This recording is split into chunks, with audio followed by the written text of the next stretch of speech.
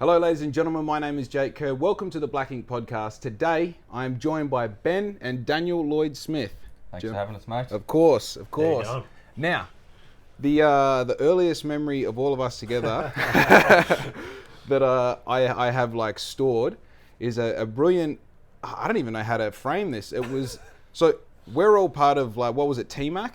Yeah, The it was. Team McKenna Youth Camp? Like a youth camp, yeah. Now, I'm thinking I must have been like 16 at the time, maybe. Yeah. So, I mean, we're all very similar aged. Mm-hmm.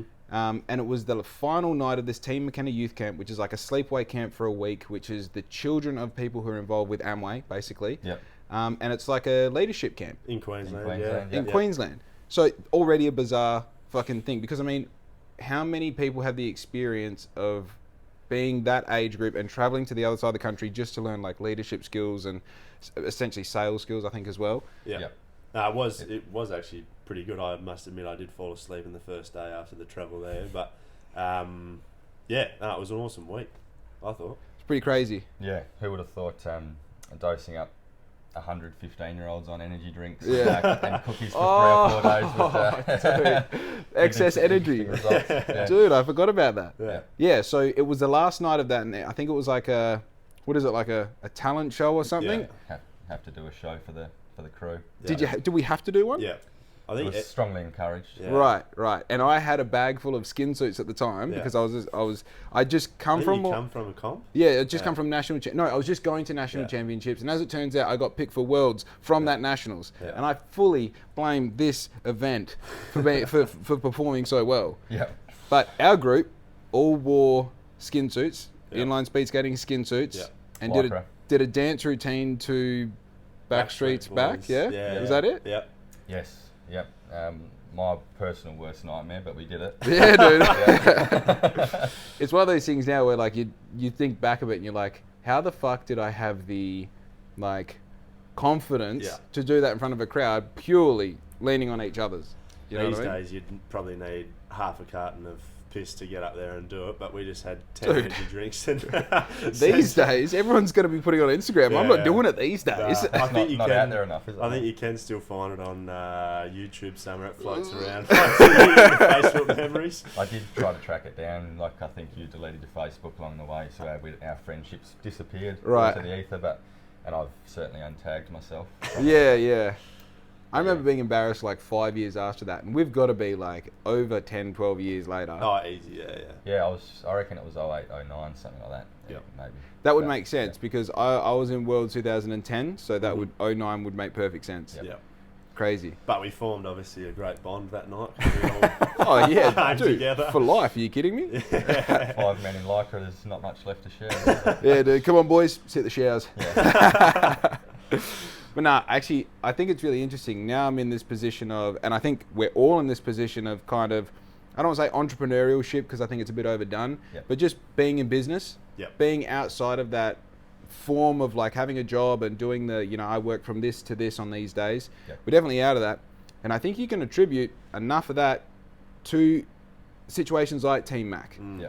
where like for some reason you're a teenager talking about how to identify personalities, how to work well with them, how to get the most out of your own personality. Yeah. 9 to 5 doesn't have to be it if that's not your thing. Like Yeah. it's- It was probably Yeah. before its time in a way, in that that was when entrepreneurship wasn't sort of blown out of proportion like it is these days. Everyone's an entrepreneur. But they were definitely forward thinking with online marketing and all that sort of stuff. That back then, I mean, Facebook only came out in Australia 2008 or something, so it was True. still very fresh. Mm. But no, again, we took a lot away from that, and there was quite a few years in between of we always knew we wanted to start our own thing, but didn't really know what that looked like, what it would be. You obviously went away and you did start your own thing with a coffee van, and that's obviously how BLXCK INK has come about. But Yeah.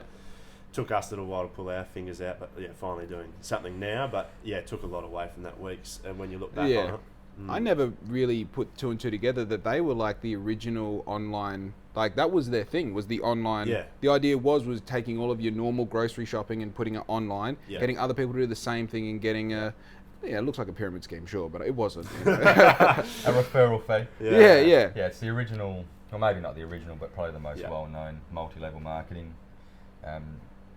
Like that, you can see the offshoots of Herbalife, those sort of things that are Yeah. very one thing centric. But Amway was everything from your detergent to your food to water filters and big stuff. So It was crazy. Yeah. I crazy. think unfortunately they just couldn't quite overcome that stigma. Stigma. Like everyone knew who Amway was, everyone's Yeah. grandparents, and always a negative stigma for whatever reason, probably because the supposed pyramid scheme. But good business plan and good business idea back in the day. Yeah, if you can get everyone to participate, and especially if you can be the person who implements that participation early enough, Yeah. it's awesome. Yeah. Yeah.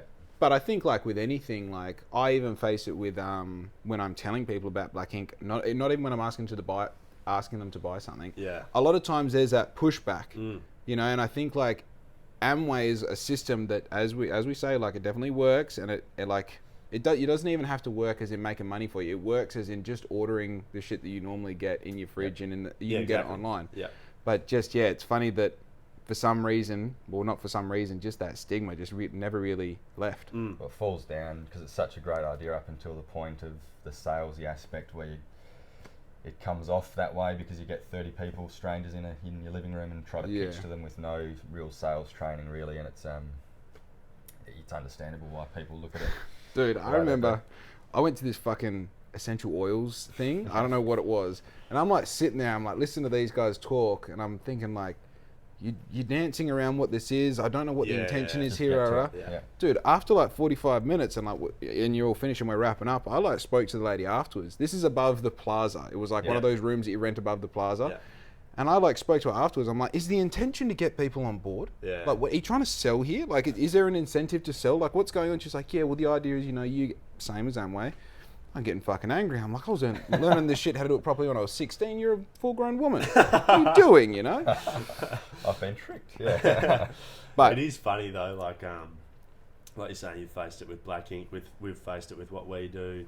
Amway, I'm sure our parents faced it. Then if you're trying to sort of dance around the point, people are instantly on the back foot. You've got to just come out and be like, bang, this is what we're here to sell. Either take it or leave it. And people are either going to buy the product or they're not. They're either going to align themselves with the product or not, and that's their prerogative. But it's either people dance around the point or they go full 80s salesperson, which no one wants either. But you've just got to give the information, outline the product, and people again are going to make up their mind. But if you dance around it, there's a good saying: people love to buy, but don't like to be sold to. So it's like walking that line of you have to be informative and you can't be ambiguous, but you don't want to be that sort of 80s over the top sort of thing. I think with the amount of information that we all deal with every day, like on social media, and just like the fact that now we have so much more of a network of people that we kind of know, even just walking down the main street, and you've got to have those 20 interactions. I think that when it does come time for a transaction, like I know personally, like sure, if you're going to try to sell me something that I don't want, like I'm here for it, because I do that to people all the time. But as you say, like please don't dance. Like just tell me what you've got for sale. Just tell me what you got for sale, how much it costs, what's the value, how I can't live without it, and then shut up. Let me tell you if I'm going to buy it or not, and then how we go from there, we go from there. But there's definitely, I was just thinking, as you were saying before, one thing that Amway, I remember this was part of the like literature, I guess you could say, because there's always those like CDs that you listen to and books they recommend. Dude, did you guys read The Secret when you were young? Yeah. And you read How to Win Friends? Cool, How to Win Friends and Influence People? It's like, dude, like it's so overdone. Like manifestation now is so overdone. It's like, I had a vision board when I was in high school. You know, like I knew what crazy. I think, unfortunately, because it is like it's so in your face now, it's kind of lost its impact. The fundamentals still there, but everyone kind of goes, "Oh, here we go again," just because it's always in your face. But we believe it's true. Yeah, dude. So I think The Secret has some negativity around it because it's like seen as if I say something, it's going to happen, and I can just sit back and go, "Well, I'm having a Ferrari." That's the goal and dreaming portion of it. Then you actually have to implement it. Should be part 2 of The Secret. It's not all in the ether type magical stuff.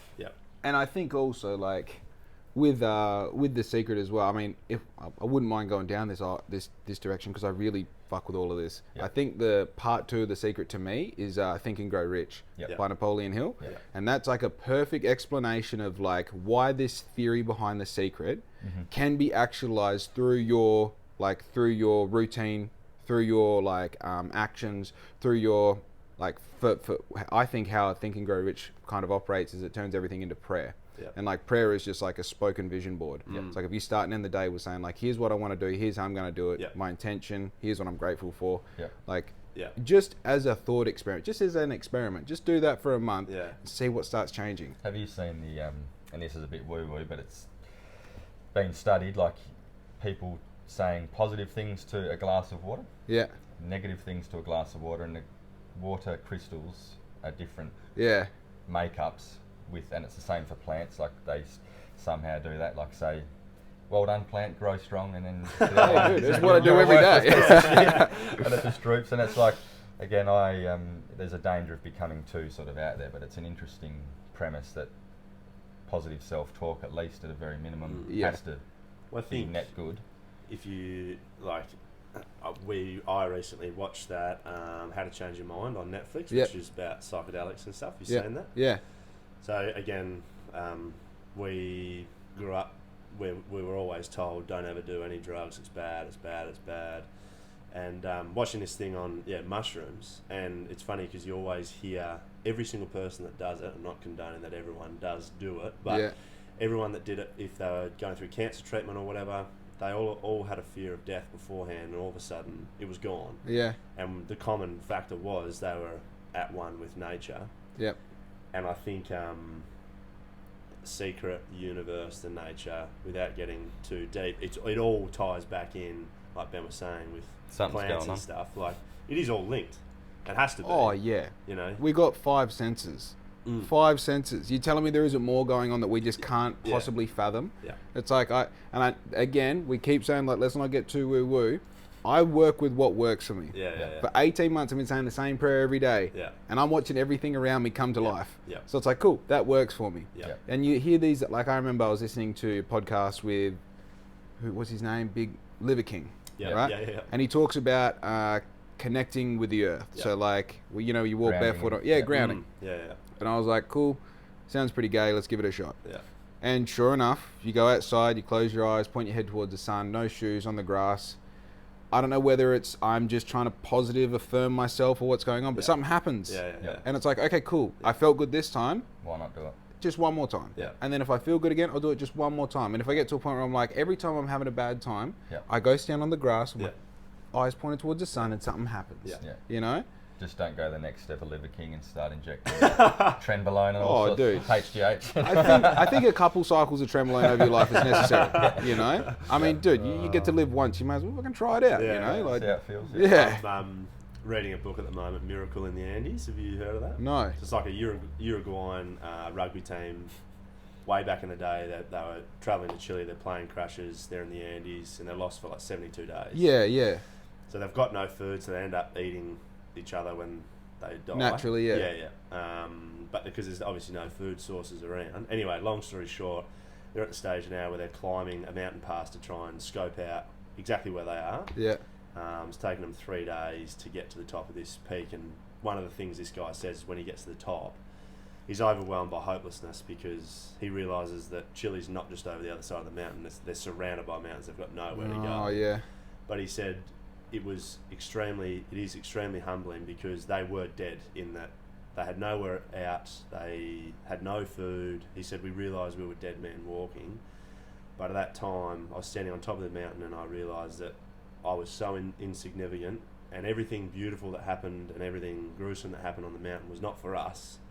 It was the mountain doing it because it's been doing it for millions of years. Interesting. So the show that nature puts on isn't for us because we're sweet nothing. Yeah. It's simply nature doing its thing, and we're just here to enjoy it for our tiny slice. Dude, and doesn't that liberate you to do whatever you want? Exactly, yeah. Have no fear and just Oh. jump in. Right. I was talking to my grandma about this the other day, and I said, like, I've got that. I think there's a Rogan thing, Yep. like an early Rogan thing. Yeah. But when you're in your car, and you're traveling to Perth, and you're like think about what this looks like from above. It's like looks like blood cells traveling in a vein, you know. Yeah. And then you zoom out even further. It's like that vein is a system of itself which lives within other systems, which is a bigger thing operating, and then that thing operating is part of a bigger system and a bigger system. Yeah. And it's like, man, that shit there fully liberates me to do whatever I want to do. Yeah. You know, and it's like these worries that we have. I don't have enough money. I'm not good looking enough. I don't have this motorbike that I want to. Like, it's what does it all even mean? fucking doesn't matter. Yeah. You know, that's so cool. Yeah. And then you do some mushrooms and you get no fear of death. You're like, oh wow, bro, let's start doing some real wild shit. You know. It is again, like you say, you have a bad day, you stand on the back lawn, connect again. Yeah. Like a bad day for us, really. It's a bloody good day for most. Yeah. Yeah. Yeah. It's pretty interesting. I think that I think as well, a lot of people don't have like a rule book for themselves, and I feel like I've got a list of things I do. I'm not having a good time. Like, I know what I do first. Yep. I know what I do second, what I do third, what I do fourth. If none of those work, it's like, just go back to work and go back what you were doing then, because obviously this is bigger than you. You know? Yeah. And that comes from experimentation, and admittedly, that comes from having time. A lot of people don't have time. You know, I know that if I'm not having a great time, I can go for a ride on my push bike. Most of the time, that fixes the job. Yeah. Well, most people can't just jump on their push bike when they want, and most people haven't had the time to experiment with, like, I'm feeling shitty. What I'm going to do? I can go for a mash and see what happens. Oh wow, I feel better. You know. Yeah. Now I've got to make dinner for kids and blah blah blah. And it goes on. And this is the thing. I mean, my purpose behind Black Ink is to create time and bandwidth for myself in the future, and create a process that I really like doing. Oh, by the way, talking about process you like doing, have you seen this new Jonah Hill documentary on Netflix? No. Not yet. No. Dude, it's wild. Yeah. And I'm halfway through it, and it's like one of those things where, you know, like it keeps you thinking about it after the fact. That's with his therapist, eh? Yeah. And I'm not going to give anything away because it has such good progression. Yeah. I'd tell you what I will give away though. You watch it, and like as creators, you're like, oh fuck me, Jonah. Like, you made it about you, and then you get halfway through and you're like, oh, he had to. Oh, okay, you know. So it's a really good. Yeah, I'll have to give it a watch. It's like a nice deep thing to like, and man, it's good in that it gives you usable tools for yourself. You know, like mental tools. It's crazy. I reckon that's probably one of the biggest things is that, like, this day and age, there, like you were saying before, there's so much stuff, information coming at us, whether it be from Instagram, TikTok, or just the news, like wherever you get your info from, that it's so overwhelming that so many people just go, shut down, I'm not doing any of it. And you can't, a lot of people can't take little bits from everywhere to put in, because not everything's going to work for everyone's lives. But like, you're going to take something from Jonah Hill's, you know, podcast or documentary, or we take something away from today, or the Amway, or whatever it is. There's a lot of people that are so overwhelmed they just can't take little tidbits that add up. Again, people always say it's the 1%ers, and it's the same in sports, the same in life, same in business. Take 1%ers from a whole range of different influences, or people that mentors, people you follow, people that you might have just had one conversation with on the street. And that's how you keep progressing forward, isn't it? I think that porousness to always be like looking for the opportunity to learn as well. Be open to it. Like I've had like 2 semi-significant, I'd call them fails in the past like month. And it's just like, well, I know it doesn't work. I know it doesn't work so well now. You know, like, I know it's not that I go, oh, just go do the opposite. It's like, well, no, I'm never going to do that again. You know, and you can like break down, where's the data here? If there's a progress, where in the progress or process did we stuff up? You know? And that's sort of like a lot of the business and self-helps, they say fail fast. Like the more you fail, the more you succeed, which is true as long as you have to learn. But if you can get through without failing, why would you fail it? So I think it's become a bit of almost like a bit of a kink for people, like, oh, I failed at 6 things now, and it's like, but are you going to make a go of something, you know, like there's a fine line. This is the thing, dude, like I feel people see like the 10-year entrepreneur and they're like, I'm going to go try something for myself, and they get a $100,000 loan, and they do something and spend 80 of that $100,000, and then they have an $80,000 failure. And it's like, bro, I've been betting $1.50 at a time. You know, and then when I figured out $1.50, I bet 2. And it's a long game, isn't it? Like the Black Ink name's been around in different iterations for years, but it's morphed over the time. Yep. You pressed pause for a while, which is a good thing, because I think everyone, ourselves included, can be guilty of rushing. Like, it's, I want it now. I've got an idea. It's a good idea. Why isn't it successful tomorrow when I started yesterday? That might be 1 in a million, but not for the majority, you know. Dude, I paused for so long that I had no intention of coming back. Yeah. I paused for so long and had so many people ask me what I'm doing with Black Ink. I get angry about it. Yeah. I'm like, leave Don't it. bring it up. Just drop it. Yeah. It's nothing. Yeah. You know? And Well, I had glad you come back. Yeah. oh, dude, so am I. I'm having so much fun. Yeah. It's silly. Yeah. But I think that ability to, like I said with my accountant yesterday, like, understand, I'm making no money at the moment. That's fine. I'm doing this forever. Yeah. You know, the things that I'm doing now, like even the podcast, it makes me no money. It costs me money to do the podcast, and it costs so much time and effort, right? But let's skip forward a year when I've had even more conversations like this, and all of a sudden I can go down to Business X and say, hey, we'll put you at the start and the end of the podcast for a month. It costs you this much money, and then all of a sudden, it all starts to make sense. The snake eats its tail. Yeah. You know? Exactly right. Yeah. No, again, really impressed with the way you're going about it, with the amount, but the quality, like, of the content you're doing, because I think it's the amount that people, again, ourselves included, you fall short with it. You have to do it. Yeah. 3 times, 5 times a day. Yeah. We've been guilty in the past of trying to perfect it, so then you just go, it's not quite what we want, so stuff it, we won't put it out there. And it's like, that's not the point. The point is just put yourself out there, and some stuff's going to be shit, and that's fine. And the one that you don't vibe with is the one that goes viral. Yeah. That's the reality. It sucks. I did that video on Saturday night, and it went gangbusters in 12 hours, got 11,000 views. And as I posted, I'm like, it's a throwaway. Yeah. Oh, man. Yeah. But as you say, the thing that will stop you the most, and I've had to really learn this over and over and over again, your expectations are way too high. Yeah. Your standard is way too high. Yeah. And like, we go back to that selling conversation we were having just a moment ago. It's all about that trust and authenticity in what's going on. Yeah. So when I'm making one of these videos, I'm trying to sell them an emotion. I'm trying to sell them a feeling. I'm trying to sell them this, like, oh, what is Black Ink doing? Right? Now, if they can see you recorded it on an iPhone, you used a sound that they're already familiar with, you put it together on Instagram, that's authenticity, that's trust. You didn't make it some fancy program I haven't heard of. You haven't got transitions in there I don't understand. You made it relatable. So a lot of times when you go like, oh, I don't quite like this, like, people for some reason, especially like real amateurs, vibe when the transitions don't line up with the music. Drives me crazy. They're like, oh yeah, what? It's terrible. It's terrible. Oh, I liked it when you did that. Okay, interesting data set, but let's move forward with that. But that, like, dude, just make 3 videos a day. I've already made my 3 for today. All I got to do is post the other 2.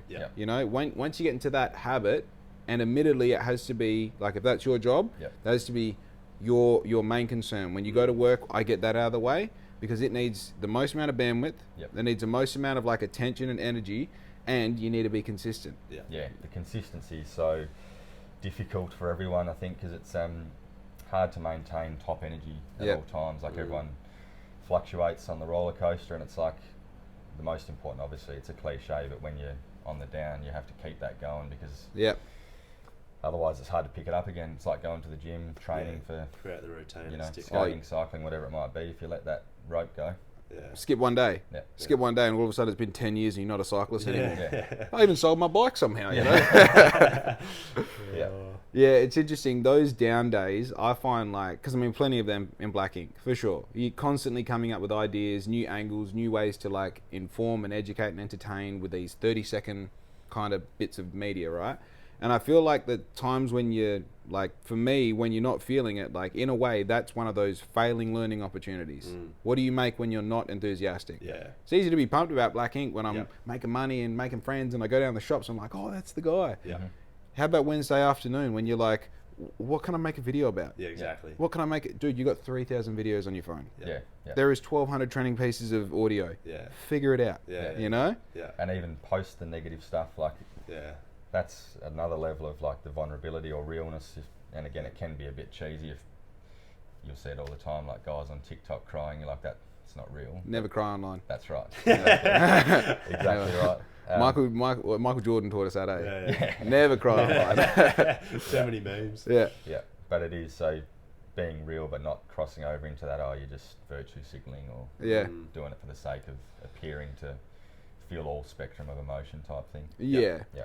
I think you've mentioned this before. Like, I've never really gone down the path of like, you know, woe is me because I'm a startup, or you know, because I'm and I don't have any money. Like the whole time, like that. I think there's a way to display the like difficulties of what's going on. Yeah. But like for me, I'm always like, I can't fuel up my car. Yeah, How crazy is that? Yeah. You know, like Yeah. for me, it is honestly mind blowing for me because like truck driving, where you don't have any time to spend your money and you make all of it. Yeah. It's like the thought of not being able to fuel up your car is fucking hilarious to me. Yeah. You know? I So think it's a funny thing. Like people look at all real estate agents, and like we've got a lot of friends similar age. Some are younger, then they always look and they take the piss like, oh, you real estate agents, you're all bloody wealthy, blah blah. yeah.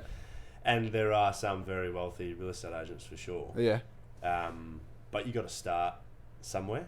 Oh yeah. And it's like, I think most people have been in a position where you get to the fuel station, you go, and prices weren't what they are now. Yeah. And you go, shit, like, how do I, mum, dad, can you Transfer just $20 lend us bucks? $20? Yeah. Lucky I do have a bike. Yeah. Yeah, but it doesn't really matter what industry you're in, what job you're in. Everyone's been through a stage of shit. And it's, I think it's probably, again, the vulnerability. Not everyone should talk about all of that stuff, but with your close friends and family, there's nothing wrong with saying, like, I didn't earn a cent last month because I didn't sell anything or whatever. Like, there's nothing to be ashamed by it as long as you're doing something about changing it. Yeah, 100%. So, and also, if you're one thing, like I get really, it might be like an autistic sort of thing, I don't know, but like, don't come to me with a problem, and like, I never know how to respond to problems. I'm always just like, okay, so am I in a listening role? Am I in an advisory role or whatever? And if you're at a point where you're like, I don't know what to do, it's like, cool, you got to like start and end with that, and then you almost need to add on to that, like, what do you think I should do? Yeah. You Have know? you tried Google? Dude, do you know how fucking Black Ink made its resurgence? Was like, I Googled how to make money online. Yeah. That's it. Yeah. You know, like, and it sounds crazy, but it's like, everything that's worth doing is a million steps, and the first one is really fucking easy. Yeah. Just to go do it. Yeah. But, so tell me, a real estate agent typically is wealthy. Why? Is it commissions, or is it you have access to cheap land and you get it at an increased value, or? Whole range of things, but the commission, I think, it's not to downplay it, is it? You can earn, it's a ridiculous industry really, where you can earn more than a brain surgeon. Yeah. With no qualification. So I think still though, in saying that, the average wage in real estate is $62,000. Right. And the reason it's $62,000 is because the base wage legally that an employer has to pay an employee. Yep. Even if they don't sell anything, $62,000. Oh. So as much as there's wealthy ones out there, there's a whole pile that are earning below base wage. Like when we started in Bunbury, we're now doing more rural lifestyle outside of Bunbury, but we were residential. There was 150 agents for Bunbury. Wow.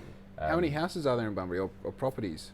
Well, if you think the greater Bunbury, there might be 80,000 people, so it's not going to be exact, but 40,000 roughly. households. Yeah. Like Delhi, for example, has got 2.5. Yeah.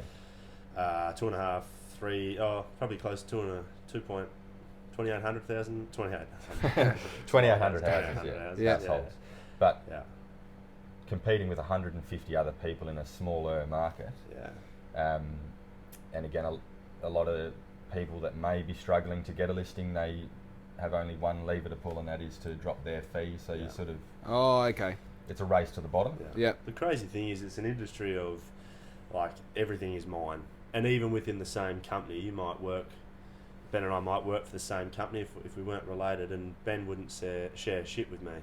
Interesting. And even bosses would be like, "No, mate, I'm not. Here's a telephone book. You start ringing." And it's like, well, I'm Again, it's young, not 1980 anymore. 22-year-old kid. Like, I don't have a database. I'm not 50 years old. I've been around Bunbury for all those years. So it's there's a lot of that. There's a few businesses in town that are very good with that. They're very proactive, and if they've got a new agent, they will help with handing over listings or go along with listings with them, and that's really good to see. Yep. Because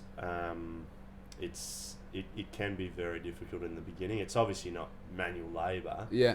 There's a lot of intellectual labour, though, by the sounds of it. It's like you're putting up, like, the reason people sell houses is for a handful of reasons, and a lot of the time it's death, divorce, or debt. True.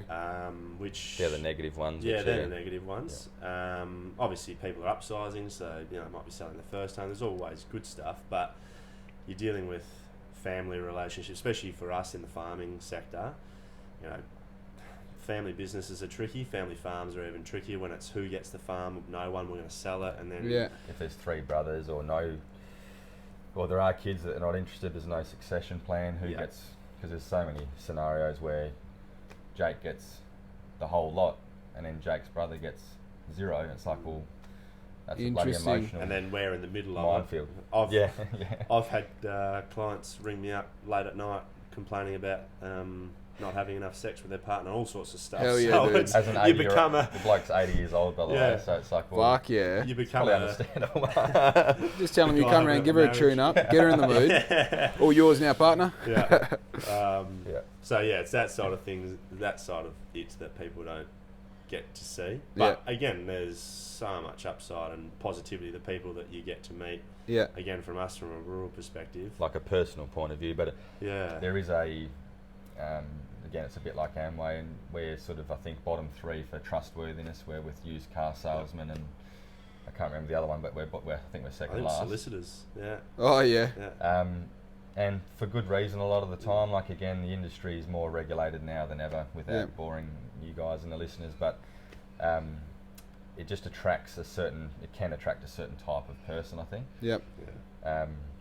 Again, the regulations will hopefully put a stop to that, and if they make it a profession, that's what we'd like to see again, because you can get your license in 2 weeks if you wanted to. So okay, so what does a profession mean? You almost have to do like an apprenticeship for it or something. You'd have to go study. to uni to study. So wow. Property valuer, they have to go to uni to study, and that's why. So from a legal standpoint, again, without boring the listeners and you, our price point is an opinion, whereas a valuer, it's legally binding, so they can get in the shit. We can, but you'd have to go fairly straight. Yeah. So you just go like, oh no, I'm an idiot. I don't know what it's worth. Well, you think day one of real estate, you could list millions of bucks worth of property if you're lucky, but you could really muck that up, and that's not on you. It's on the clients, because you might have lost them hundreds of thousands or millions of bucks depending on the size of the deal. So the hard part is getting the listing.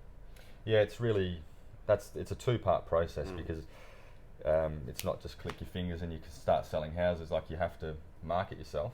Yep. Again, which you're familiar with. You have to market yourself, whether it's to an area or a certain demographic of property or seller. Yep. And then you actually have to sell it. So you can put all that. It might take you 12 months to build a rapport with someone, finally list their house, and then if the house doesn't sell, you might have put 18 months in for zip. You don't get paid.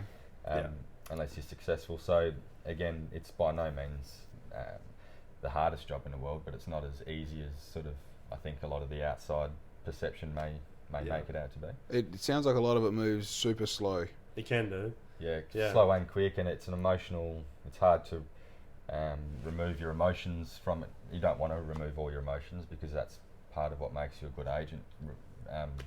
Recognising where people are coming from, what they're going through. Like we deal with tears and of the happy and sad kind, and it's true.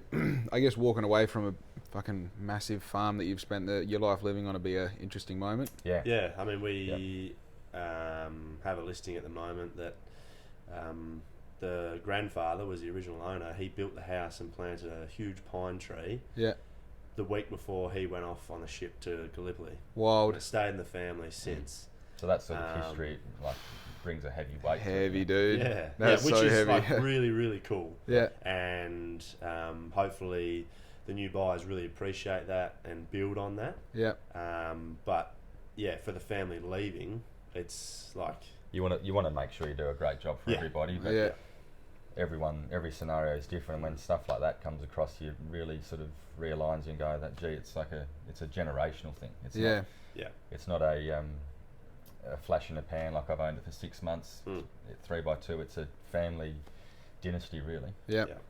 So what's like the biggest property that you've dealt with so far? So we sold one a couple of years ago, probably 18 months ago now, in a place called Una, which is just north of Geraldton. Okay. So a fair way away, but that was 26,000 acres all up. Wow. So fairly sizable. There was one main farm and then 2 other subsidiary farms that were still highly productive, just slightly smaller. Yeah. Another incredible story, wasn't it? Because it's over 50 years in the same family. Like, you can imagine farming 50 years ago, especially in areas such as Una, which is really hot. Open not much cabin out tractors, so you've got the dad that was still there. He started doing with those sort of farming practices all the way through to now with self-driving harvesters and. Oh, true. Yeah. Is that what it all is? All grain or something?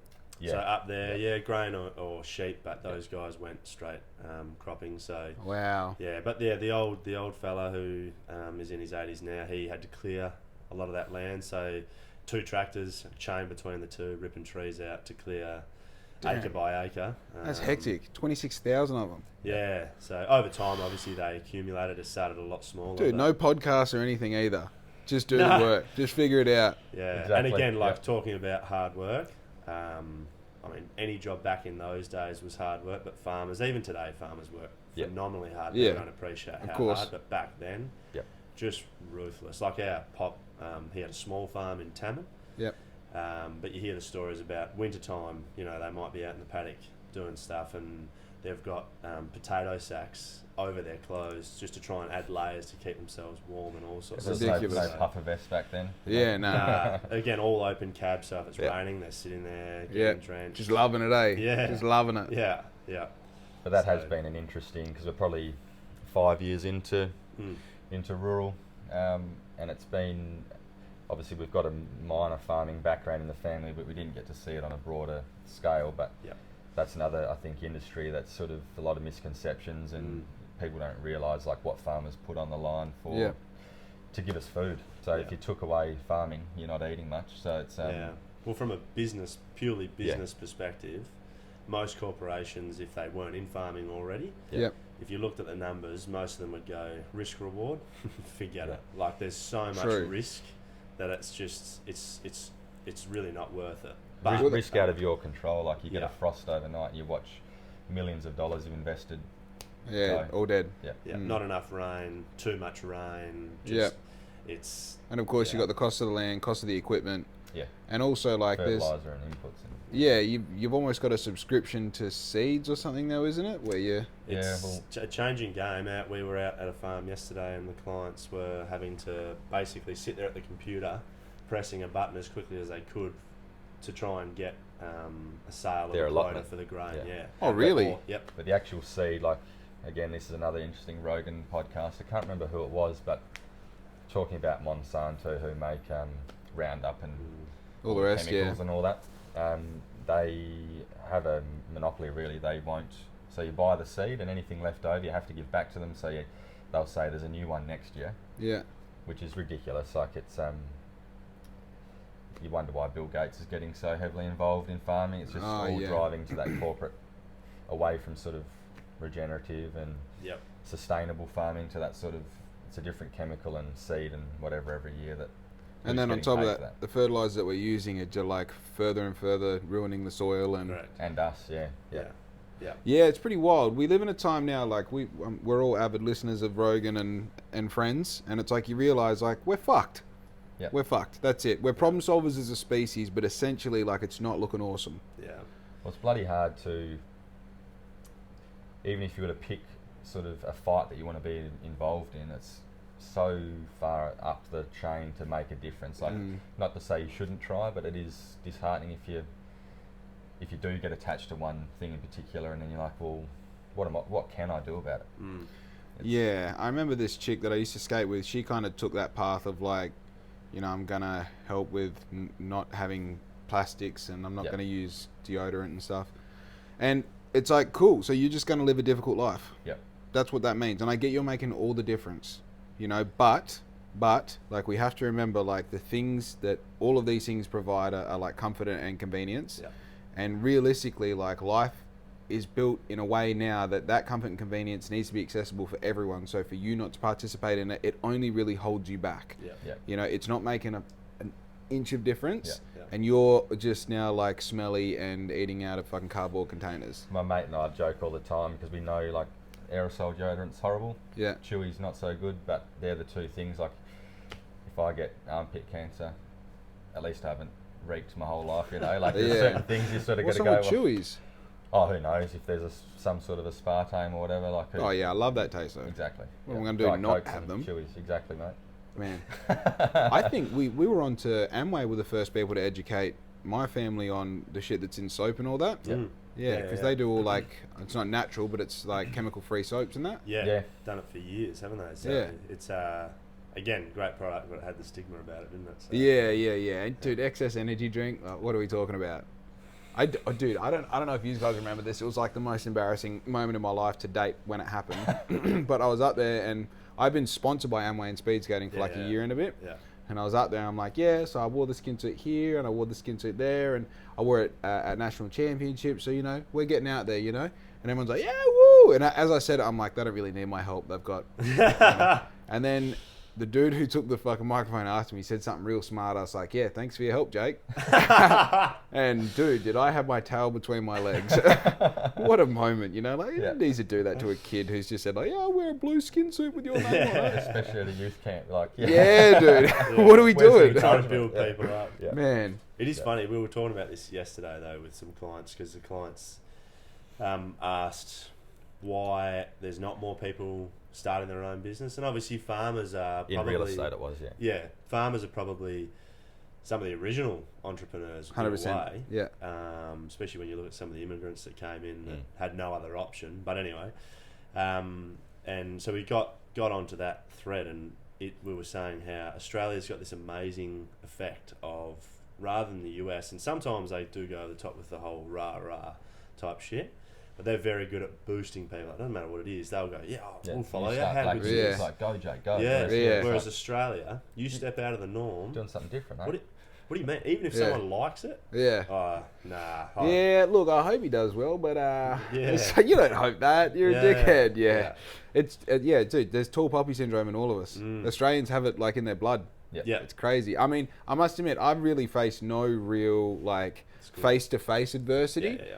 But I mean, like, it's really funny, isn't it? Because it takes more guts than. Oh, dude, it's always behind the scenes. I found out yesterday that there's been chicks asking my girlfriend's friends, like, oh, is that his girlfriend in the G-string photo shoot, or like, is she cool with that? Does she know what's going on? It's like, dude, I wasn't the photographer. I didn't pick the girls. I had nothing to do with that. I produced the garment and paid a photographer to do like. What did they think was happening? Someone walked into their bedroom. It's Craig's actually got 3 or 4 girlfriends. Yeah, dude, they've all got their own room. Ridiculous though. Like that's to me is just like, because I was laughing about it with Riz. I'm like, what's the best and worst case scenario to them? Like, so what if I was a photographer? And so what if she was one of the girls? Or so what if she wasn't one of the girls? Like, what's going to blow your mind in this situation? It's a fucking business. Yeah. You know, this is a business. I sell clothes. They're models. Yeah. You know, and when you sell underwear, they're going to be in underwear. Yeah. You know, that's how it works. Under the jeans, she's actually wearing one of their jeans. Yeah. You can't see it now, but she's comfortable. We'll put her behind a wall as well. Behind that wall, there's a chick. She's wearing jeans, and under them... Just shooting disclaimer, she's not my girlfriend. She is wearing it. Photo taken by not me. Oh, goodness. So, this latest endeavour of yours, Zephyr. So, I first heard about it when you asked me to make some clothes for you. Some hoodies and stuff like that. And, I mean, you got a very... No, get comfortable. It's all good. You got a very... ambiguous isn't the word. The name doesn't particularly describe what you do. So tell us a bit about Zephyr. Yeah, so that was the goal, to not pigeonhole ourselves to be a rural real estate or any sort of aspect of real estate. So we wanted it to fit for real estate, whether it be rural, lifestyle, prestige, residential. Yep. And any other offshoot that may come after that. So we didn't want to really call it Lloyd-Smith blah blah real estate, and then you're locked into that name and look, because you see, again, with the marketing crew, we're saying our brief was no primary colours. Everyone has done that for years on end. No sort of obvious names. We want it to be able to be morphed into different aspects if and when need be. And the whole plan was to bring a fresh look and approach. I think we are focusing in on the rural lifestyle prestige sort of sector. The hope is that the look hasn't been, and the method of marketing and the messages getting out there are a little different. I think we always said, like going into it, like Black Ink, Zephyr is far bigger than just the three of us, because Dad's obviously involved as well, and Mum is too. Yep. So Zephyr, as a brand, is way bigger than any of us, and any of the employees. Like it's not centric to just Lloyd-Smith property or whatever. And if like we're saying, stay open to anything. So as time goes on, who knows what offshoots come of it. Yeah. But it's still always coming back to being family orientated. Obviously, we're a family, and we want all of the employees that come on board to feel as though they are part of the family as well. But again, like Ben was touching on, the marketing side of things, especially in the rural space, has been done exactly the same for 50 years. Yep. Like, and it is very much an ageing demographic. Not that there's anything wrong with that. But I think the average age in rural space is 67, 68 years of age. Okay. So trying to bring in something fresh, again, not everyone is going to get every single bit of the marketing, and that's the point, is that we're not cutting for everyone, but we want it to be different. We want it to stand out. As long as people are talking about Zephyr, that's, again, you won the game. That's good. Yeah. I think real estate has like you say, real estate agent, you think they've got a shop front down the main street. Yep. They got all the properties up Yep. on little pieces of paper, and there's 3 pictures, like from the front, from the top, and Yep. the pool. Yep. You know. So have you guys got a storefront? Have you got a premises? No, we don't. No, so we let where we were, the lease, we're not going to renew. Yep. Again, we're sort of, so the traditional model of real estate in a really short, condensed format is that you have an area that you might be a specialist in, and Bunbury's sort of small enough that you can still deal in most areas of Bunbury. Yep. But in Perth, you might be dealing in Cottesloe, you might like be Scarborough, whatever it might be, and that you've got your 2,000 households. You, as Jake, you market to them. Mm-hmm. Yep. But for us, it's a bit like you. If you were to try and sell Black Ink only in Bunbury, you're limiting yourself to far more business than is out there. So we think of WA, or the hope is, the goal is that WA is our area, if you like. So to have a shop front when we're not doing much in Bunbury, we don't have a rent roll. So the foot traffic that mainly comes in an office is people looking for rentals. Right. It's also a lot of money. Like, as much as there's a heap of commercial space in Bunbury available, Oh, it's not cheap. the rent's not cheap. And outgoings are all on you as well. Yeah. So we To looked staff at it that properly, and Yeah. you're looking at 6 figures, and Yeah. again, that's not to say we won't have an office at some point, but because we're here, there and everywhere, like yesterday we're out past Wagen, Yep. Yep. we've been as far as up past Geraldton, so, and we don't want to be in an office. That's the point of trying to create our own path, is that we got into real estate really because we weren't looking for a 9 to 5, which is a funny thing to say because often you work longer than that, but at least there's the flexibility of not being tethered to a desk and a I do. Yeah. I work fluoro all lights day and for myself, Yeah. and I fuck working 8 hours for someone else. Yeah. You know. Yeah. Sounds like you almost hit a helicopter. It's funny you mention that. Yeah. We don't have the money or the ticket to fly one, but Yeah, but we I mean, have joked about that it. would make sense because Yeah. you get one of those helicopters with big ass end on it, little office space in the back. You can be doing your paperwork on the way. Yeah. Headphones. We have had clients come down and visit us in a chopper before, which was an Dude, interesting experience. That's so badass. Yeah. You talk about the dream board, like the verbal dream board. We said, how cool would it be to, Daniel, you get your fixed wing license, I'll get my chopper license, so we've got all bases covered. Yeah. I can do the long haul flights, And then we were searching through properties that we could approach, and there was one that had an airstrip on it. Yep. On Caves Road of all places, so primo location. Dude, the trust you get with the client when you rock up on their airstrip and you're playing. Yeah. Are you fucking kidding me? So and then we list that, and it's like, okay, so it's, and then clients will land in planes. Yeah. I think it's not hopefully that far fetched, because again, how cool would it be to jump on Daniel's plane and go to Off you go. Kununurra to list something or whatever it might be. But yeah, we'll joke about it for now, but we better get cracking on the license. I thought about it the other day. Dude, that's like, I've told Riz, I've told Mum, I told everyone, like, as soon as I got some money, I'm learning to fly. I'm getting a plane. Yeah. Because who, are you fucking serious? Strafing off in your train in a plane. Dude, I mean, this is one of the, you're going to flex on me with a watch? I've got a fucking plane. You'll be going up and down the coast with a big black ink banner every day. Oh, dude, why wouldn't you? There's your content. Why wouldn't you? Yeah. Oh, man. No, that's, yeah, I must admit, the kind of like, it's funny when you were saying before, no, is it basic or prime colours? Yeah. I like that, I feel like now you can't be so far away from what you're doing that it's like non-contextual. Obviously, you can't just come up with like. I mean, for me, black ink is probably too far away because it doesn't say anything about apparel, doesn't suggest anything. But it's like you want to have that subtle approach to what you're doing. So, but you kind of want that first 10 seconds to be mystery. You want like that's your hook almost. You know, and then once you're like, once you get to that point where they go, okay, I understand what's their name again, Zephyr. Then that's like the formula to remember your name. You know. It was an interesting process. Again, doesn't have to do with anything with real estate, but trying to come up with a name is bloody hard. Like, so again, when we approached the marketing company, because we, like we were chatting about the other day, we had lots of ideas, but it's hard to get out of your own head. And then the more people involved, the more difficult it is because there's more ideas and it's hard to agree. So we just gave them an open slather with really those few parameters to work within.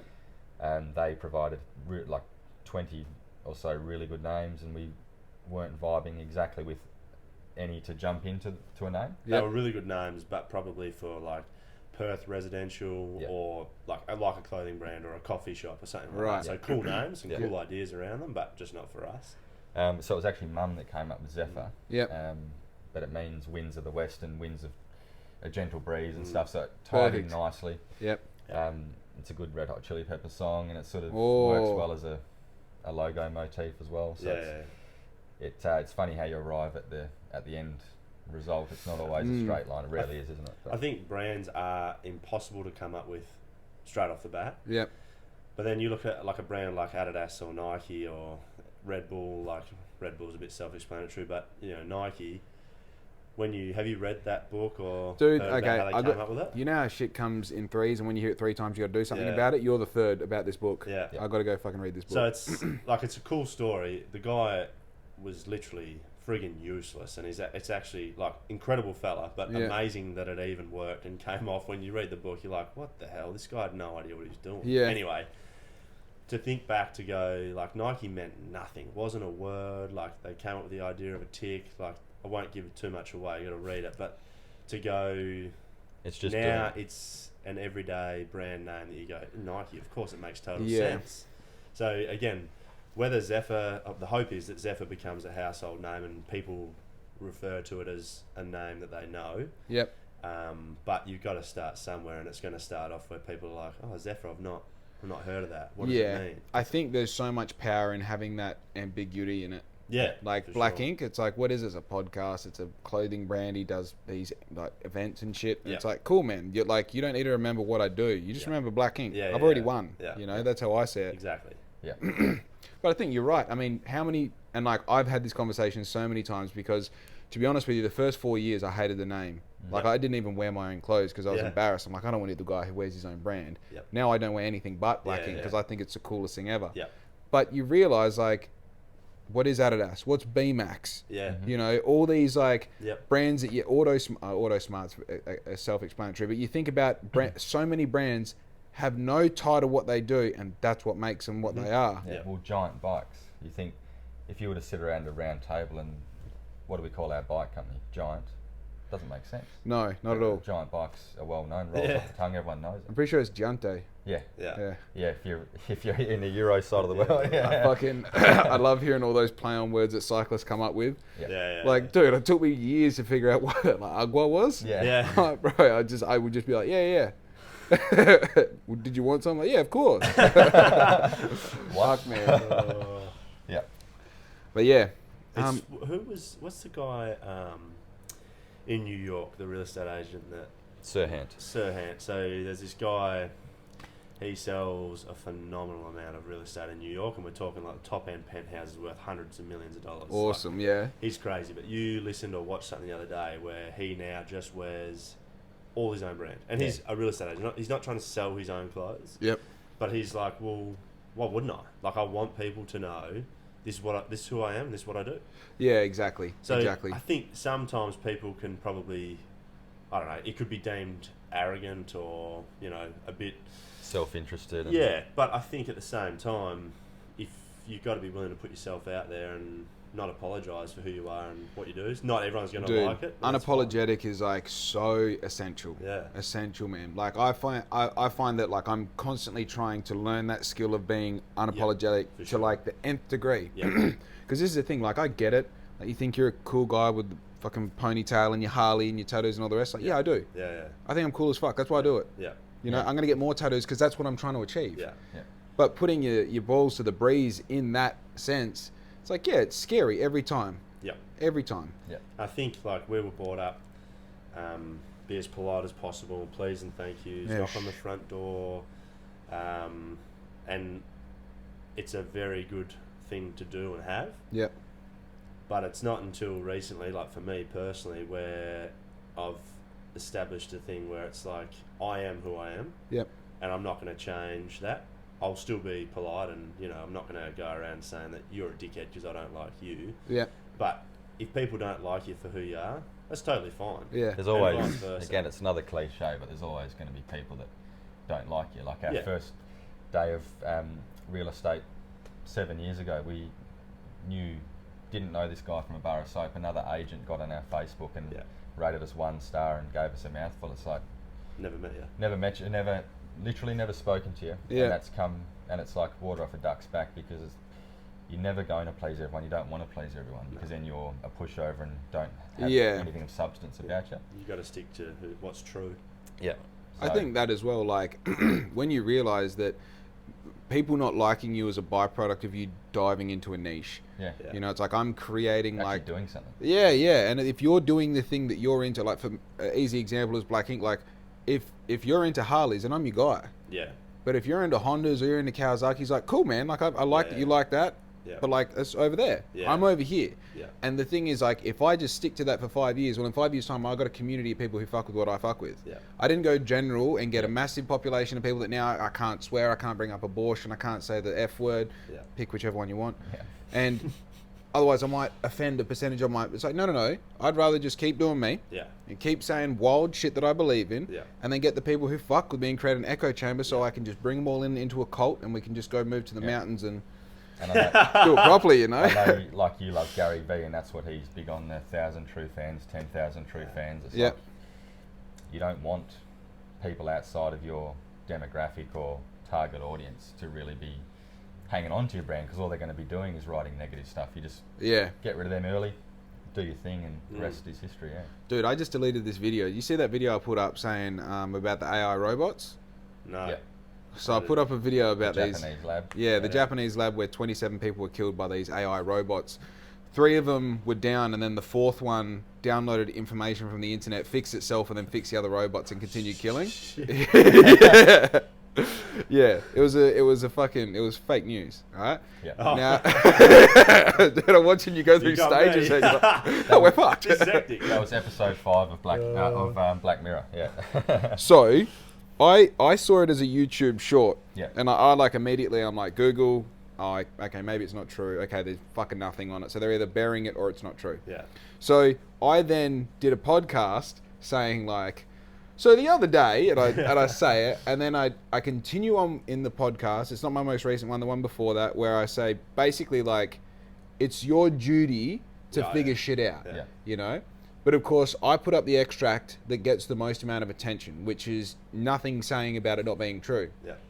The fucking comments I was getting, man, were crazy.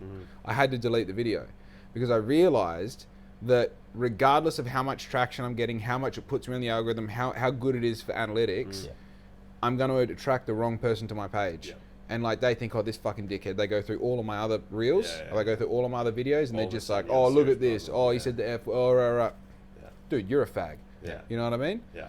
It's silly. So I realized like the reach that it was giving me, it's like, that's crappy reach. Yeah. Yeah. You know, you're better off getting a video that gets 500 views to people who really care about your shit Yeah. than 10,000 views Yep. to keyboard warriors. Yeah. Yeah, exactly, yeah. It's funny because we, like early days, like Ben was saying, when we started up, it was called the Agents Lloyd-Smith Facebook page 7 Yep. years ago. And it was simply just to put our content out there, and we didn't really know what we were doing at the time. And we were just like, oh, we'll try and educate people on a bigger platform, blah, blah. What we found was that we didn't pay for followers like a lot of other businesses and people in town were doing. Yep. And as was the vibe at the time, by the way. That was like the thing it to was do. the Bunbury, thing is to it? do. It's everyone. Yeah. And like their pages grew exponential. They were massive overnight, 10,000 followers, and we were going, oh, geez, how have they done that? And then obviously figured out what they were doing. But when you look at the likes and the comments, Be 3 likes on there. yeah, Nothing. But then we would have 200 followers, but we'd have 50 comments, 100 likes, and it's like, well, shit, this is actually the way to go real. because these people are genuine. Yep. They're invested in us, which is exactly what you want. Yep. And we were just being authentic. We didn't know what we're doing, but from a business standpoint, from a marketing standpoint, it was like, this is exactly what you want. You want people following that. And especially when you go through those 50 comments and you know 49 of them. Yeah. You know, and you're like, oh, these people are paying attention. And like, this is the thing, a lot of times, like a lot of my strategy and practices are based around staying like relevant in your mind. Yeah. You know, because it's not necessarily I'm trying to sell you this one shirt or that jersey or this pair of socks or this G-string. Yeah. What I'm trying to do is stay relevant enough that when you decide to spend money, the first person you've already got in your mind, like if I'm going to shop local, I go Black Ink. Yeah.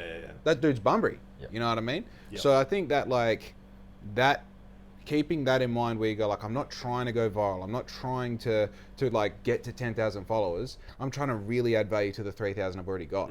Yeah. Because if I can add value to them, dude, as you said, those 1,000 loyal customers, I might already have them. Yeah. Stop trying to find the new ones. Start giving these ones the shit that they came for. Yeah. It's almost too like you've got the slow grind and the repeat customers, and it's not like a call to action like buy this today. They might pick it up for a Christmas or birthday gift, or they need a new shirt. They come to you, and then you do have the ones that do go viral, and you do a collaboration, and it's like the shorter term stuff, but both work in concert and end up like 5 years from now, who knows where you'll be. You know? And again, going back to that completely, you know, open slather sort of name, like I'm kind of excited to like, wouldn't you love to skip forward 5 years and see if you're still real estate agents? Yeah. You know, like I'm sure Black Ink will still be a thing. God knows what it's going to be. Exactly. Yeah. How crazy. Events promotion, mate. Dude, the event that I'm doing this Friday, I'm so excited. Yeah, we're a bit jealous. Man, it's like... We are clean skins, but a bit jealous. Man, don't give away too much. No. Oh, no. You know. This podcast will come out... This podcast will come out after that day, so I can reveal a little bit. These boys, they're getting the royal treatment. Yeah. I can't believe how wild it's going to go. Yeah. But the best part about it is, and I think I said this the other day, like the best part is not what we're doing. It's not the content that I'm going to make. There's 10 blokes updating their story every half an hour with something crazy going on. Yeah, can't wait. And their followers just going like, what are they doing? Yeah. What is this a part of? Yeah. Yeah, your circle of influence keeps growing, but it's relevant influence, not like you're saying the feedback you're getting on the false video. Right. Have you set up a podcast during the day? Well, one? we've got 2-hour drives and an hour drive in the middle. Perfect. So I'm thinking like there is perfect situation there to just like have the camera and the microphone set up. Yeah. But Luke, the photographer, just to debrief the audience here, what's going to happen is I've got a 12-seater limousine picking up 10 of us. One of them is he's purely just a photographer, videographer, and we're just going for a day of carnage, which involves like shooting guns, getting tattoos, playing mini golf. Secret tattoos, like surprise tattoos, I should say. Yeah, they don't know they're getting it. Yeah. They have no idea. And I sent them the information pack, and it's like team building, and it's got the tattoo design there. And all these motherfuckers are going to get a shirt on the day wearing the logo of what the tattoo is going to be. And then we're going to rock up to the tattoo studio. I'm like, fucking guess what you're getting? They all sign disclaimers for the day. Dude, this is the thing. These boys are all such savages that all of them are going to be excited about this, you know? That's so good. It'll be awesome to see the start of the podcast on the way up, and then on the way home, you know those... yeah. What are they called? Like the progression videos where it's like one drink, I'm two joking, I've drinks. had one. This is my first drink. Oh, dude. This is my 37th drink. It's hard because like at 10 o'clock we've got... It's not... When you say it like this, at 10 o'clock in the morning we've got shooting. Yeah. Trying to keep these boys sober until 10 o'clock in the morning is going to be a fucking nightmare, you know? Or just one. They won't know just one. Just like... Just fucking chill, you know? I can see it already. Yeah. But yeah, that... talking about like that circle of influence, like all these boys are from Bunbury. Yeah. You know, all their mates. And this is the thing, they're not trying to get people from Perth and Sydney and all that to follow them like me. Mm-hmm. They've only, like, the people that follow them, they went to school with. Yeah. You know? But how, again, say you do more, you add the events planning on top of your clothing range in the future, it's like, it's exciting because we were talking about going to school. We went to Newton Moore, like it was a good school, but at the time, but you're sort of not exposed to things like rose-coloured glasses. Eh? No, it was good. It was good. We learn a bit, maybe the street smart side of things, I suppose. Yeah. But Yep. but what you don't, well, what I didn't pick up is the different options you have to earn money. So Yeah. call it event planning, but you might be a concert promoter, Yeah. like a festival promoter, whatever it might be, and there's huge money in that sort of stuff, and it's not all about money, but that would be quite a fun job, I'd imagine. Yeah. Stressful, but Yeah. but again, you don't. At 15, you don't even know that's an option a lot of the time. So. Right. And I've definitely been places, like, I mean, I've had this thought at GTM fucking off my face thinking, like, I could do this. Yep. Yeah. I could definitely, dude, I know there's a lot of moving parts here. Yeah. I've got a lot of moving parts in my head. Yeah. I could figure this out piece of piece. And, not consequently, evidently, I'm doing that roller disco in Yeah. January. Yeah. That'd And I be mean, awesome. Is Fred Durst coming, like Woodstock 99? And oh, bro, I want to see if I can get all of them. I want to see if I can bring Freddie Mercury back from the dead, get him to perform. No, that's a good, like, I've already started filling up a notebook where, like, every page has its own kind of, like liabilities, contractors that have to involve this, that, the other. Yeah. And it's like, I almost get excited. It's like you're building a 1,000-piece puzzle and you've just built the border. yeah, You know, it's like, okay, now I can see what this is. Yep. Now I just got to start working my way in. Yep. And there's something about having these projects that do move slow and they do take 1,000 phone calls to make, and it involves getting people to work together and asking for favors and all this. Dude, I fuck with that. Yeah, I think like Bunbury struggled for a long time with getting good quality events, and it's because it hasn't had the people driving it. Yep. Like I think back, what would it be, like maybe 10 years ago, like Jordan Janfran that was Doing around stuff, at the time. Maybe doesn't mind me talking about him, but he was phenomenal at getting the right people at the right time to do the right event. He's obviously used that to go on to do what he's doing, and like all credit to him, he's doing amazing things. Yep. But to think he started in Bunbury's pretty freaking cool, and obviously It's awesome. like, his story is amazing. We've heard a few podcasts that he's been on, and like again, but it takes people like that to do it. And at the time, again, I don't want to speak out of school, but it seems as though he was probably one of the only people of our age bracket trying to do shit like that. So it would have been that hard to get things off the ground. So the more people like you doing things like Dylan Finizza getting the pole vaulting in the main street, like incredible. It's huge. Something different. People could go down and watch. I Good, tried him family twice, friendly. he didn't answer. Come So on, far, Come on, mate. back foot. That's all right. We can work on this. We'll hit him up. But yeah, the more that happens, with the better. Mayor Jason as well. Yeah. Yeah, Awesome. that's huge. That's huge. Ageism, we hate it because we're looked often as like, what would you know, you're young. And the same goes, just because you're older doesn't mean you know everything or outdated, but I think having someone of his demographic in council and now the mayor can only be a good thing because it brings another viewpoint which there wasn't previously. Yeah. So hopefully that's the beginning of a shake-up that brings some more events, because it's such a frustration watching events go to Busselton. There's 150 events in Busselton Yeah. because they're so receptive to it. Well, this is the thing. I don't know if it's... I'm just going to word it delicately, right? I think if you, and I've said this to you guys before, you go to City of Bunbury with an idea, you told it to me. I've thrown you under the bus. Yeah. You go to the City of Bunbury with an idea, and it's not always like looked at favourably. But if they come to you with an idea, then the path is laid for you. What you want. And I think like the cool part of what's happened here is I was doing my apprenticeship unknowingly for the past 12 months. Yeah. I had someone from the City of Bunbury going like, oh, Black Ink, Black Ink, Black Ink. I get the mayor on my podcast. They see this. And then they go, hang on. Let's put the two together and see what happens. And we have a conversation. All of a sudden, they're like, look, we'll greenlight something in this space. Yeah.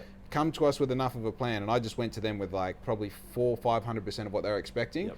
And she was just like, yes, go ahead. Go, make it happen. Yeah. And I think, like, touching on way back at the beginning of the podcast, and then what Ben just did about the events coordination, you with the podcast, being open to everything, and like you might go into planning full-blown events. Yep. But it also might be you plan an event, someone comes along that you meet, and it's like, holy shit, I'm going off on this That line tender. now. Yeah.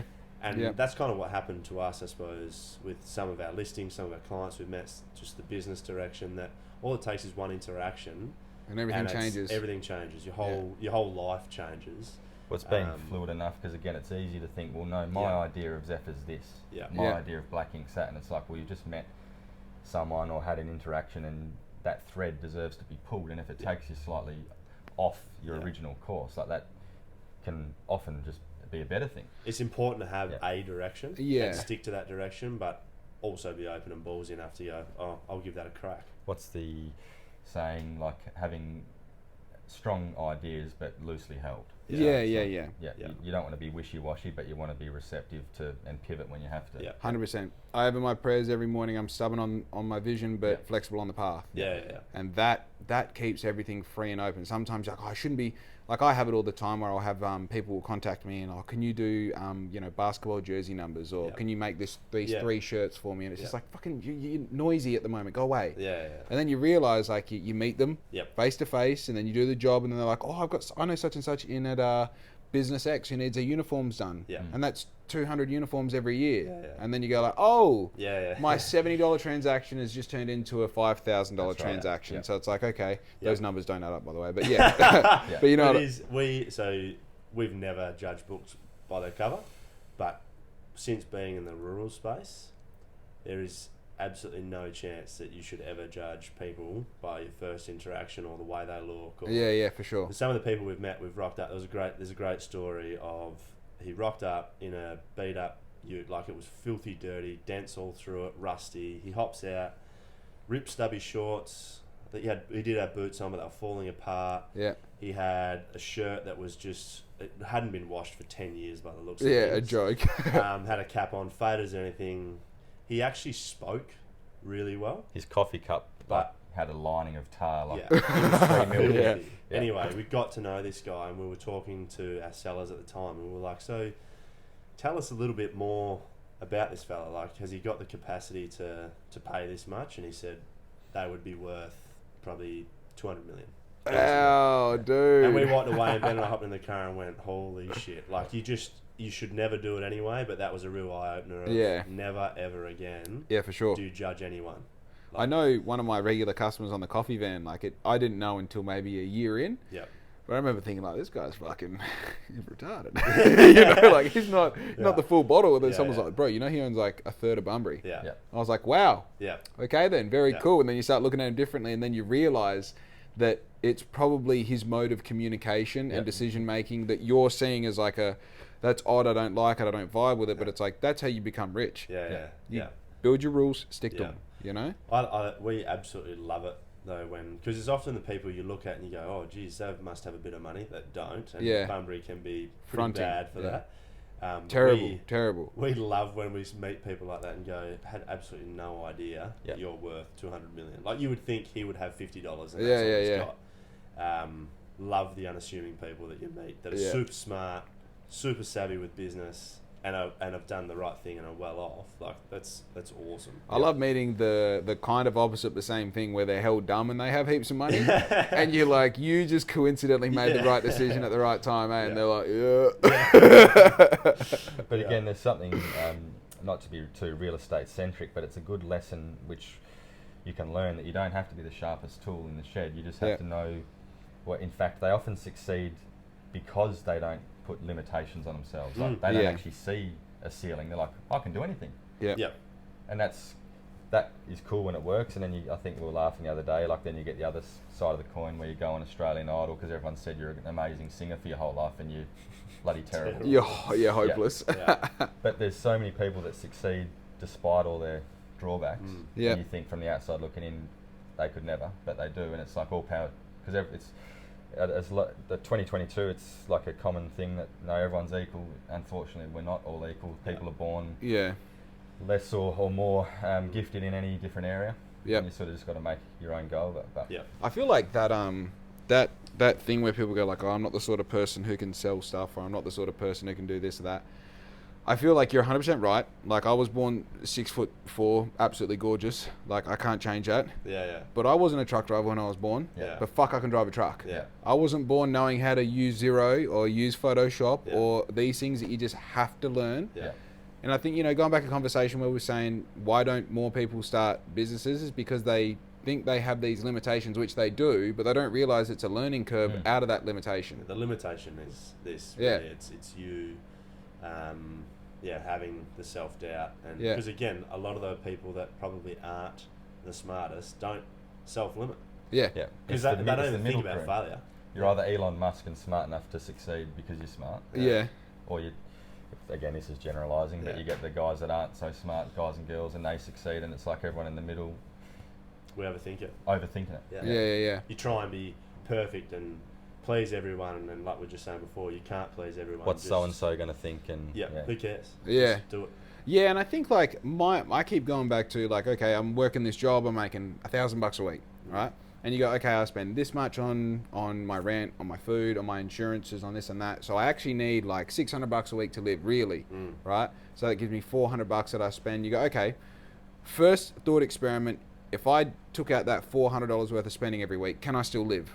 I don't buy my Hot Wheels. I don't have new shoes. I don't go to Perth for no reason. I don't buy recreational drugs. I don't buy alcohol and cigarettes, right? Can I make that move? So then you go, okay, cool. Now, if you can or can't, this question still applies.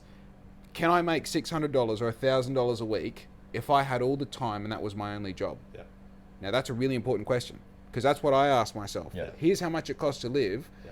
If you can figure out how to make that money, so to say I need $500 a week to live, you can figure out how to make $500 every week. You don't have to go to work. Yeah. You don't have to have a job. You have no boss now. Yeah. And on top of that, if you can make that money on Monday, you've got Tuesday, Wednesday, Thursday, Friday to go ride motorbikes, do whatever you want. Yeah. Or if you're real smart, you can do it on Monday, Tuesday, Wednesday, Thursday. You can do that for 10 years and then retire. Yeah. You know? That conversation is one that just doesn't exist. Yeah. But it seems like when you start thinking like that, which I've been thinking like that for years and years now, it's just like, why would anyone have a job? Exactly. Figure out what you like doing, figure out what you're good at, monetize it. Yep. You know? And don't expect $100,000 in the first year. Yeah. Don't expect it for 10 years. And if you have that mentality, Yep. or it's like, cool, I'm living as lean as I can, Yep. and I'm just going to focus on the purpose, on the progress, on what we're doing, Yep. not the outcome, not the money, not the bullshit. It's like, just focus on that. World's your oyster. Yeah. It's funny. I had a conversation with my now wife. We just got back from a honeymoon. Yeah. It's all right with me sharing this, but we were having a conversation and at dinner, and we were talking about kids and things like that. And she was saying that when she has kids, she won't be going to work. Mm-hmm. So she'll lose her identity. And I said, just hold up a second. Will you lose your identity, or will you simply just not work? And she said, well, what I do that's my identity. And I said, no, and whether I'm right or wrong, I don't know. This is just my opinion. But I said to her, what you do as a job is not your identity. What you do as a job is because of your identity. So she's caring, she's very diligent, which makes her good at her job, blah, blah, blah. Yep.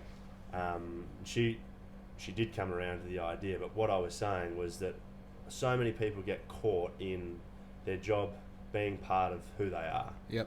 What Ben and I do with real estate, that's not who we are at all. Like most people, what we put out on socials, because we have to be semi-professional, what people see of us is not really... It's not all of us. It's not all of us, yeah. And that's what I was trying to say to Mel, was that work that's not life. Yep. You have to work, whether it be self-employed, whether it be an online store, whether it be a 9 to 5. Yeah. That's not who you are. You can go and earn the bare minimum, and we've often spoken about it. Yep. If you had we'd love to buy a farm, earn the bare minimum, or live off the land. Off you go. And check out. Yeah. But what you do for a living is certainly not, in my opinion, your identity. It's funny. I feel like she's halfway. Because she is. Yeah. She's in a position where she's making money doing something that is so meaningful to her that she feels like it's part of her identity, which is awesome. Yeah. That's a great thing, because there's a lot of people who are doing the thing that they got to do because they got to do it. Yeah. But you're 100% right. Occupation and identity are very different things. Yeah. If you can hit the nail on the head, that's great. And obviously, like, we've figured out a way. Yep. I've figured out a way to, to kind of go like, here's a way where I can do what I do and make money out of it. Yep. But like, let's go back to the thing I said before. Like, if I'm having a bad time, I go ride my bike. Yeah. It's because I know me. Yeah. I don't know me, but I'm on this path of figuring out who exactly Jake is, who that unconscious person is, pulling the strings, making the decisions and all that. And I realize that is more my occupation in this life than making money. Yeah. Because if black ink gets taken away from me, then what am I? Yeah. I can tell you, I like riding motorbikes. Yeah. I like learning the keyboard. Yeah. I like designing things on my computer just as it is. So like when you start... And like likes are an easy thing to go to, but again, a lot of people don't know what they like. Yep. A lot of people don't know what sort of emotive person they are, where she sounds very empathetic. I know I'm not empathetic, and I'm very strong-minded. So it's like that whole identity thing. I think that is a lifelong process that you have to learn to love. and you also have to learn to get gritty with it. Yeah. You have to be ready to learn shit about yourself. You're like, oh, I'm a bit gross, or I'm a bit this, I'm a bit that, but also I'm a bit this, and I'm a bit that. Yeah. You know, and I'm happy and excited about that. Yeah. Like if you lost Black Ink tomorrow, that would be a blow, but people know Jake Kerr. Yeah. So you don't lose Jake Kerr, you lose the name Black Ink and continue on. Yeah. Yeah, it's funny. It's like you're building this. I'm building this robot next to me that looks exactly like me. Yeah. You know, but yeah, dude, it's fucking scary. If my Instagram account gets taken away from me, which I had someone try and hack it 2 days ago. Yeah. Right. But if that gets taken away from me, what am I? Yeah. I'm back to square zero. I got 190 subscribers on YouTube. Yeah. How do I monetize that? Yeah. You know? Yeah. It's a scary thought, but it's something that you go, okay, if that's the case, then that really is like something that was always going to happen in a way. Mm. You know? Yeah. I think it's becoming more and more prevalent too, without delving too deep into it, with people like Andrew Tate and a few others that, again, everyone knows who he is. He doesn't need social media for that, but there's more and more stories coming out as big as people, their bank accounts are getting shut down and stuff. So again, without delving into the full conspiracy theories, you still have to find, you should always identify as you, not what you do as a job or something else. You're always you. Yeah. Yeah. Yeah, that also that conversation about having kids. I had a really interesting chat with Mum the other day, because she goes, you know, like, I'm not sure if I want grandchildren in this world. It's not the most ideal place. And I'm like, yeah, I know. But as a species, we're problem solvers. So I'll give you a bit of an idea that I had here. It's a concept, and I still don't know how I feel about it. It's just sometimes you got to throw these ideas out there verbally and see how you feel about it. Yeah. And this one's kind of made sense to me so far. Like, you think about, like, as a species, we're problem solvers, right? And that kind of got us to where we're at. Like, the agricultural revolution happened because we're like, oh, here's a little problem. If we solve, we can feed everyone as much as we want. You know, if we keep propagating this idea.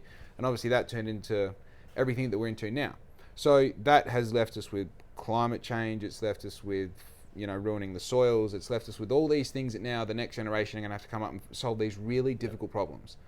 And we look at these problems as a reason to not, like, all the smart people go like, well, I'm not going to procreate and bring my child into this horrible world. Yeah. But then you look at it and go, okay, the world is pretty bad. I don't like the idea of the schooling system I'm sending my kid to. I don't like the idea of, like, I don't like the idea of how much, like, child pornography is available that other people can have access to and then can look at my child as a victim, you know? So, like, that sort of stuff absolutely horrifies me. But what if my kid is the one who solves the problem? Yeah. What if my kid is the one who goes like, oh, I really fucked with global warming. I really like, you know, researching trees or whatever, and that led to making this and this. So then you start going like, oh, again, you're a tiny red blood cell in a vein, zoom out. It's not your job to worry about whether or not you should have kids. It's your duty as a human to procreate and keep the species alive. Yeah. Right? Yeah. What an interesting way to look at it. Yeah. Well, again, you're actually putting thought into it. Whatever comes of it, whether you do or you don't, at least you've thought about it and you're just running out and so doing many people it, have to tick a box. Yeah. So many people are like, oh, I accidentally did it. Are you going to get pregnant? And she's like, probably. And then they have a kid, you know, and then that's society. Yeah. Oh, dude, then they break up and... oh, you want me to keep going? I can tell the whole story, dude. I can even give you I'll give them names. You know? It is funny though, because like obviously getting married, spoken and thought a lot about it. And everyone asks. It's a funny thing. Like it's the first question. Same as when we started our thing. Or where's your office? Yeah. It's like you get married when you're having kids. Yeah. It's like an assumed thing. Yeah. Yep. And I will, like, we know a few people that have either struggled having kids or can't have kids, and to this day I will never ask if someone will or won't. Oh yeah, like, could be a rough spot for sure. Exactly. But I've asked myself this question. I've asked it of others, and it might be a bit pointy, but I'll, you know, why would I have a kid? Like what? Tell me the reason why you would have a kid. Yeah. And most people can't give an answer other than, oh well, look after when you grow old. It's just the thing to like. It's the thing to do. Like again, we look at social media and it's just compare, and there's always the buy a house, get a dog, get married, have kids. Like there's all these boxes that have to be ticked. And to be fair, you've only got one box left. Yeah, mate. I have a house, I have a dog. I'm got a camper married. Trailer. Shit, but it's and you've never used it. Great name, here we come though. Yeah, he's already there. It is definitely that trap that a lot of people fall into of, just got to tick the box. But like Ben said, at least you've put the thought into it and Oh, yeah, have dude. a better understanding as to why you would want to. It's this conversation is a part of a massive conversation which goes into like, who is Jake? Why would I have kids? What is the world that I live in? Yeah. How do I make $500 a week? Yeah. You know, like this is all the same conversation. Will my kid be able to make $500, and will he Yeah. have access to it, or Yeah. she, if they do or don't do these things? Yeah. Right. And I don't think that's too crazy now. Like again, the last few years has been a bit hectic, but all leading up to this is so much going on. Like we're so overwhelmed. It's not just one problem, because we are problem solvers. It's like you can focus on education, you can focus on the environment, you can focus on whatever our overlords, whether you believe in that or not. It's like in some way or another, we do have an overlord, in whether it be your job or the puppet master. If there is such a thing, Of course. the Illuminati or whatever. But They call get themselves real. the Purple Circle, I'm That's pretty right. sure. Yeah. But it's, you can never have a crystal ball, and Yep. I don't think you can go in, if you are going down that track, to expect the worst. If you're going to do it, I think you have to err on the positive side of things. Otherwise, you probably shouldn't be. Well, you know that this pattern of life, like once you figure out what the pattern is, it repeats itself everywhere, right? And I think like part of that pattern that I dwell on when I'm having this conversation is like, I recently got let go by I was contracting for this place to do their marketing. Yeah. And that was like my security of like, they paid me X amount, that was Yeah. my bills paid. So it was really comfortable. When they let me go, the moment they let me go, I'm like, what do I do now? Yeah. Like it was horrible. I'm like, this is terrible. It never could be, but it's in the conversation of this could be the end of Black Ink. Yeah. Because it now means that I've got to literally just focus on making money in the business, which is really hard to do, otherwise everyone will be doing it. Yeah. Right? But then I look back at it like, I've got less money now than what I did then. That was like 3 months ago. Yeah. And I'm like, oh, it was a blessing. Yeah. I just had to get busy doing this, but I Yeah. needed that to happen. Yeah. Exactly. Now, what if having a kid is them getting rid of me? Yeah. What if at the time you're like, fuck, the world's not looking good. How are they going to make? How are they going to live? How am I going to educate them? How am I going to direct them and give them the best possible tools, mental tools to make these decisions? Yeah. It's like, dude, have the kid and get there before you start worrying about it. Yeah. Yeah. You know? I think that's like, you can definitely overload the plate of what you've got on, and you can stretch yourself too thin. Yeah. But there's zero perfect timing to do anything, is there? Like, we started the business, I went away for a month. Yeah. Got married, went away for a month. Not ideal. Boys got through. I'm fortunate enough to have the other two or the other three looking after it. Yeah. But a lot of people would probably look at it and go, geez, you're crazy. You just spent a heap of money and you're going to start a business. Like, Yeah, and then you fuck off. we were going to rebuild our house, but then that's a blessing that didn't come Yeah. off. But it's like, there's no perfect time for kids. There's no perfect time to start up a business. There's no perfect time to get the sack or get let go. Yeah. But when it happens, again, be open. Zoom out a bit. Yeah. And yeah, Ben's massive on the saying of just zoom out. And like, I guess what you're saying as well is zoom out, have a look at the blood flow. You know, Yeah. It's way bigger than just us. Zoom out and have Focus a look. on being the problem solver. Like, Yeah. I get it. You've isolated what the problem is here. Yeah. Continue the sentence. Yeah. How are we going to fix it? Yeah. You know? Everything Take happens half for a a day to reason. be sad if you have to, but then Yeah. get on with it. Like Yeah, go for a ride. You'll be anything fine. longer than Yeah. that, sort of a waste, really. Yep. Yeah, for sure. Yeah, even that being sad, like I was saying to Terry yesterday at the accountant's, like, man, to be honest with you, and yet this is truthful, like yesterday was like maybe one of the 10 hardest days emotionally of the year. Yeah. Because like you just have that moment where like, you know, you look at your bank and that upsets you, and you get a message from someone that upsets you, and then you're like, I've got to do all this work before I can make this happen, and that upsets you, and you're just like, Yeah. fuck, Yeah. you know? And trying to not, like, I've got my little tricks to get out of that, Yeah. but you also have to be sad. Yeah. Because if you skip that, Yeah. it's going to be Saturday night, you're having some of these with the boys, Yeah. and then you're like, oh, I think I need to cry. Yeah. And you're like, why? What's going on? Yeah, I don't yeah. know, you know? Yeah. Yeah. No, that's true as well. Again, like I've enjoyed stoicism for a while, and like Caesar had a saying that because he lost his daughter, so when his daughter died, he took the information in, and it's because it is a fine line. You become a robot if you just cut all emotion, which you don't want to be. But he took the time to obviously grieve and whatever, but then he can't change that. Yeah. And what do I do moving forward? And it's the same when he wins a battle. He doesn't get carried away thinking I'm the best ever. Yeah. I can't be defeated. I can't make a mistake. It's like, okay, we've won. Celebrate. Have the night. Have a few beers, boys. But tomorrow we're back on track. Yeah. Now what? Yeah.